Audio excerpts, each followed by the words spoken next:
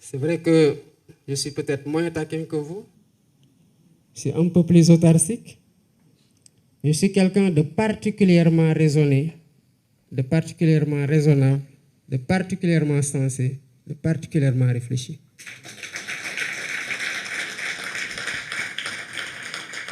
Après les événements de mars 2021, Monsieur le Président Sonko, vous pourrez en témoigner. Je vous suis venu vous voir quand le président Macky Sall était en train de dire ce qui s'est passé au Sénégal ne se reproduira plus. Et que les jeunes sur les réseaux sociaux lui disaient, si tu refais ce que tu as fait, on fera pire. Je suis venu vous dire, il faut qu'il y ait des discussions.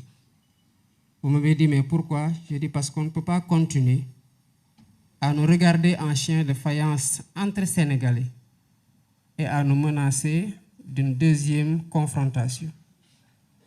Vous avez aussi, en toute responsabilité, donné votre accord pour que je puisse prendre contact avec quelqu'un de la mouvance présidentielle qu'on pensait être un point d'entrée correct.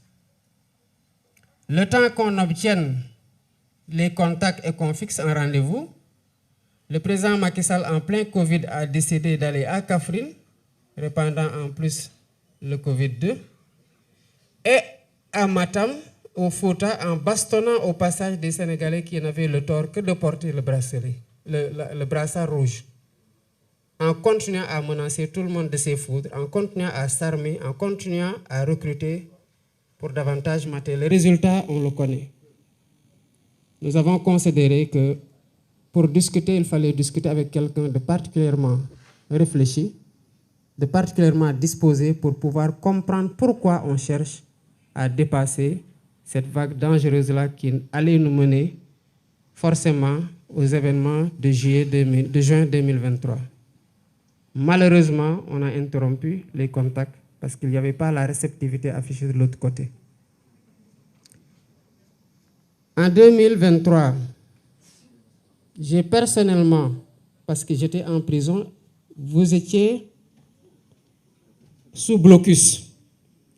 J'ai pris la responsabilité, je vous en ai informé par la suite, de contacter son fils après le discours du 3 juillet pour lui dire, à partir du moment où votre papa a décidé de ne plus aller aux élections, vous êtes la seule personne à pouvoir l'aider à sortir par ce qui reste de la grande porte. Et que tous ceux qui veulent être candidats aujourd'hui vont l'encourager à continuer la répression.